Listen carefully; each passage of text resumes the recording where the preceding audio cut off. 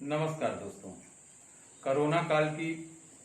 वैश्विक महामारी के समय में जहां चारों ओर आंखें नम हैं, परिस्थितियां विपरीत हैं, मन विह्वल है, इस स्थिति में बिन मौसम सर्दी जुकाम और गले में खराश बुखार होना आम बात है और इस स्थिति को कोविड-19 के नाम से जाना जाता है। इस भयावह महामारी में ग्रसित लोगों का अचानक अकाल मृत्यु की गोद में समा जाना लोगों में भय का माहौल उत्पन्न कर रहा है और यही लोगों का भय महामारी के समय विरुद्ध लड़ाई में बड़े शत्रु के रूप में उनके सामने प्रकट हो रहा है। आज के समय में तमाम ऐसे लोग हैं जो इस विषम परिस्थिति में अपने विचारों को हम लोगों के संग साझा करेंगे और जिससे लोगों से महामारी से कैसे निपटा जाए इस बारे में हम लोगों को बताएंगे। आज इस विषय पर बात करने के लिए हम सभी के समक्ष आदरणीय गुरुवर श्री प्रोफेसर ओपी सिंह जी उपस्थित हैं, जो कि भाभा कोचिंग सेंटर में ओबरा सोनभद्र में पिछले 35 वर्ष से अध्यापन का काम कर रहे हैं और जिनसे शिक्षा प्राप्त किए हुए छात्र छात्रा विश्व के विभिन्न संस्थानों में अपनी योग्यता का परिचय भी दे रहे हैं। Professor Shri OP Singh ji chemistry subject में इनऑर्गेनिक एंड ऑर्गेनिक केमिस्ट्री के विशेषज्ञ के रूप में जाने जाते हैं। हमारे आदरणीय गुरुवर श्री ओपी सिंह जी समाज में फैली महामारी कोरोना से बचाव एवं सुरक्षा के लिए लोगों को जागरूक कर रहे हैं एवं साथ ही अपने क्षेत्र में फैले हुए इस महामारी के बचाव में बढ़ चढ़कर हिस्सा ले रहे हैं। हमारे आदरणीय गुरुवर श्री ओपी सिंह जी से निवेदन करूंगा कि वह आप सभी के समक्ष कोरोना महामारी के विषय में विषम परिस्थितियों में कैसे इनसे लड़ा जाए और अपने आप को कैसे सुरक्षित किया जाए, इस विषय पर अपने विचार हमारे संग साझा करेंगे। श्री हमारे ओपी सिंह जी सर, हमारे ओपी सिंह जी समक्ष हमारे उपस्थित हैं और मैं ओपी सिंह जी से कहूँ। हेलो फ्रेंड्स, मैं OP Singh Bhabha coaching classes के डायरेक्टर, जो रसायन विज्ञान का विभाग का अध्यक्ष हूँ और 25 सालों से अधिक से मैं रसायन विज्ञान को पढ़ा रहा हूँ और उससे संबंधित उन तथ्यों पर आधारित जो जानकारियाँ हैं मैं आपसे शेयर करना चाहता हूँ इस कोरोना महामारी को रिलेट करते हुए। सबसे पहले हम इस कोरोना जो वायरस है उस वायरस के बारे में, इसके इतिहास के बारे में मैं बताना चाहूँगा कि वैज्ञानिकों ने सबसे पहले 1965 में कोरोना वायरस की पहचान की और उस समय कॉमन कोल्ड जिसको बोलते हैं, सामान्य तौर पर सर्दी जुकाम, इस आधार पर ये कोरोना वायरस की पहचान हुई। आगे चलकर वैज्ञानिकों ने इस वायरस की पहचान की और उसमें देखा कि लगभग 7 प्रकार के जो कोरोना वायरस हैं वो मनुष्यों को प्रभावित करते हैं अलग अलग ढंग से, जिसमें आगे चलकर ये जो 7 प्रकार के कोरोना वायरस थे ये म्यूटेशन किए और म्यूटेशन करने के बाद कुछ वर्षों के बाद जो है ये और घातक सिद्ध हुए, जिसमें सार्स, जिसको हम ये कहते हैं सीवियर एक्यूट रेस्पिरेटरी सिंड्रोम, ये जो है सार्स बीमारी के रूप में ये सामने आई, जो सीधे लंग्स को प्रभावित की और आगे इसका प्रभाव लंग्स में जाने लगा। लेकिन प्रारंभिक स्टेज में ये सीधे लंग्स में नहीं जाता है कोरोना वायरस। ये जो कोरोना वायरस है इसका नाम कोरोना क्यों रखा गया वैज्ञानिकों ने, तो एक्चुअली में क्राउन टाइप स्ट्रक्चर होने की वजह से इसका नाम वैज्ञानिकों ने कोरोना रखा। फिर सार्स का म्यूटेशन हुआ और अभी रिसेंटली 31 दिसंबर 2019 को WHO में चाइना जो वुहान है, वुहान द्वारा ये बताया गया WHO को कि निमोनिया, एक ऐसी निमोनिया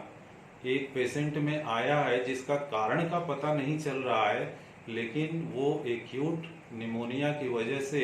उसकी जान चली गई। आगे चलकर इसकी जानकारी जानने के लिए जो डॉक्टर्स की टीम है उसकी जांच किया, तो जांच में ये पाया गया कि ये कोरोना जो प्रारंभ में जो 7 प्रकार के कोरोना है जो सार्स में बदला और सार्स के बाद जो म्यूटेशन हुआ है, उस म्यूटेशन में ये नया कोरोना का ही प्रारूप है, जिसके कारण ये निमोनिया हुई है और ये निमोनिया से उस पेशेंट की मृत्यु हुई है। ये 31 दिसंबर 2019 को ये WHO द्वारा जो है प्रमाणित हुआ, जो कि वुहान में ये हुआ था। आगे चलकर 7 जनवरी 2020 को इसका नाम कोविड-19 दिया गया, क्योंकि ये 2019 31 दिसंबर 2019 को ये रिपोर्ट किया गया, उस आधार पर इसका नाम जो है कोविड-19 दिया गया। ये म्यूटेशन के बाद ये कोविड-19 वहाँ से शुरू हुआ है और धीरे धीरे वुहान से अन्य देशों में जैसे जैसे संक्रमण ये बढ़ता हुआ अंत में हमारे भारत तक पहुँचा है और धीरे धीरे ये 1-1.5-2 सालों में इसका प्रारूप आगे चलकर संक्रमण दर बढ़ती गई और बीच बीच में रुकती गई, बढ़ती गई और आज जो है ये संक्रमण दर काफ़ी बढ़ गई है। आज हम अनुभव के आधार पर कुछ बातें आपसे शेयर करना चाहूँगा, जिसमें सबसे पहले हम ये बताना चाहेंगे कि जो सरकार द्वारा जो भी कोरोना के संदर्भ में गाइडलाइन दी जा रही है, कृपया आप उसको पूरी तरह से फॉलो करें, स्ट्रिक्टली फॉलो करें, स्वयं में अनुशासित रहें, डरे नहीं, पॉजिटिव थिंकिंग रखें, आप अपने अंदर निगेटिविटी नहीं आने दें। ये कोरोना को हम 3 स्टेज में देखते हैं। जो पहले 2 स्टेज हैं, ये पहले 2 स्टेज में घातक नहीं होता है, आप डेंजर जोन में नहीं रहते हैं, आप घबराइए मत इससे। जो 3rd जोन है या 3rd स्टेज है, उसमें ये घातक होता है, लेकिन अगर उस स्थिति में आप जो एक्सपर्ट डॉक्टर हैं उनके संपर्क में आते हैं तो आप मोर्टेलिटी से बच सकते हैं, जो फेटेलिटी है वो रेट कम हो सकती है। तो मैं कुछ आपको इसके बारे में प्रारंभिक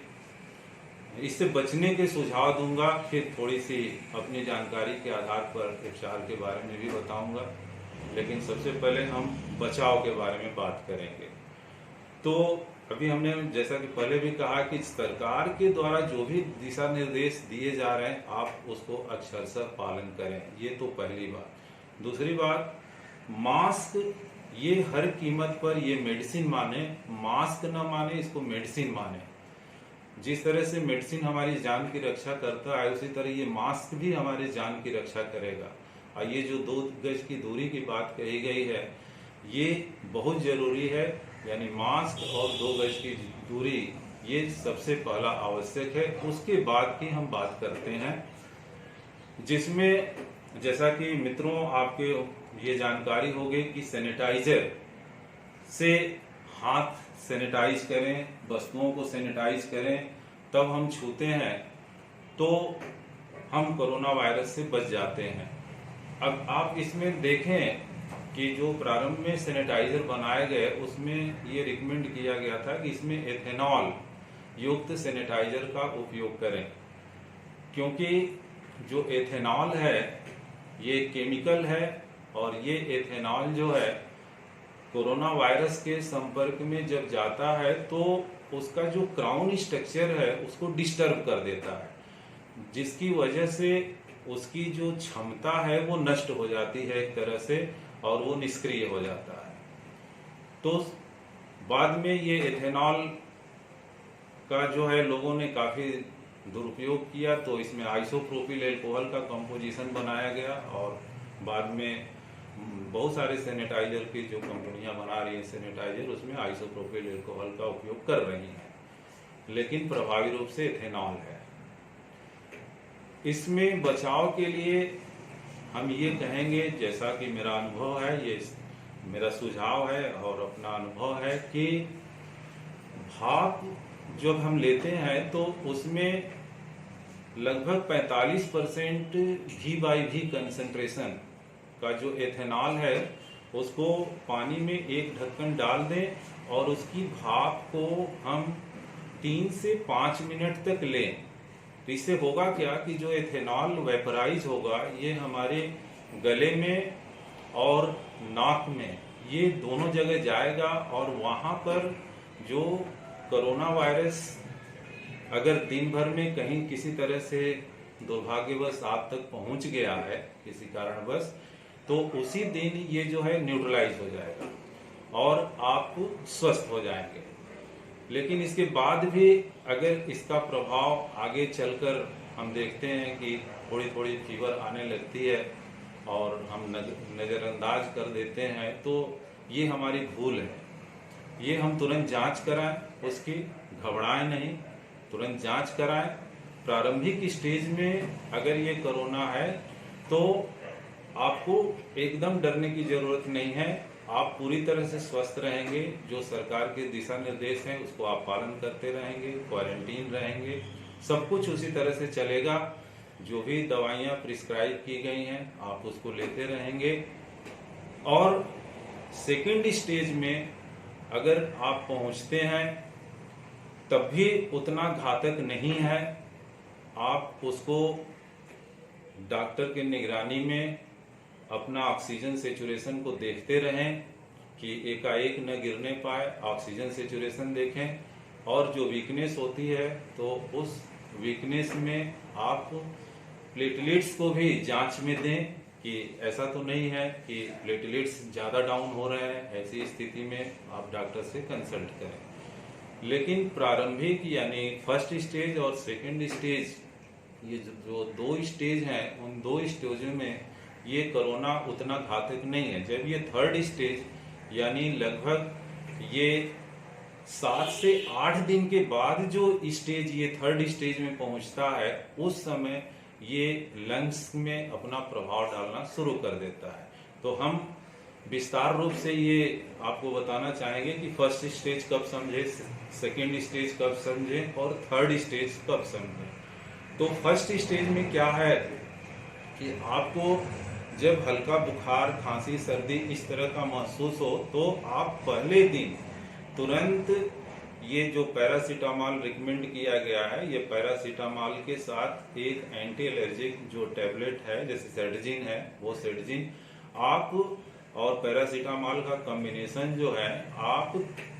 जो है उस दिन लें और 24 घंटे में उसका रिस्पांस देखें। अगर आपका बुखार नहीं जाता है तो अगले जो 3 दिन है उस 3 दिन में आप उस पैरासीटामॉल सेडजिन जो 6-6 घंटे के अंतराल में 500 mg का लेते रहेंगे पैरासीटामॉल और सेडजिन, जो अगले जो 3 दिन है उस 3 दिन में आप उसके साथ जो एमॉक्सिसिलिन और पोटेशियम कैल्वोनेट जो कैल्वेनिक एसिड है उसका जो कॉम्बिनेशन है वो मॉक्सिकाइंड सीवी के नाम से है, जो मॉक्सिकाइंड सीवी 625 mg, ये आप 3 टाइम पैरासीटामॉल और 2 टाइम जो है ये सेडजिन को आप 3 दिन तक लें। निश्चित रूप से आपको लाभ होगा। अगर इसके बावजूद भी कोई परिवर्तन नहीं होता है तो आपको अभी इतना टाइम मिलेगा कि आप तुरंत फिर एक्सपर्ट डॉक्टर के एडवाइस पर जाएं और फिर जिस तरह से डॉक्टर आपको एडवाइस करता है आप उसको फॉलो करें और इससे डरे नहीं। निश्चित रूप से कोरोना पर विजय प्राप्त होगा।